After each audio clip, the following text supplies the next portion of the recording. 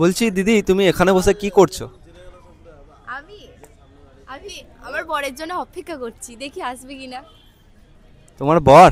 হ্যাঁ। তোমার বিয়ে হয়ে গেছে? বিয়ে হয়নি, হবে বলি তো অপেক্ষা করছি। আচ্ছা, তাহলে কোথা থেকে আসছে বরটা? তা জানি না। তুমি দেখছো আসমান নাকি? থেকে আসবে, আসমান থেকে, আসমান থেকে। আচ্ছা। আমার কি বিয়ে হবে না? হবে না? তোমার মনে হয় বিয়েটা আর হবে না, বুঝলে?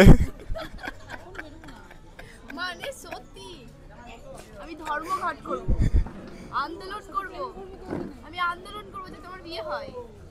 অবশ্যই আমরাও নামবো তোমার সাথে এই যুদ্ধে, হ্যাঁ? এই মহাযুদ্ধে আমি তোমার সাথে আছি। ও, একজন থাকলে হবে না, আরো আন্দোলন করতে হবে, আমার বিয়ে হতেই হবে। আর দিদির বিয়ে হয়ে যাচ্ছে। তোমরা কি আছো এই আন্দোলনে?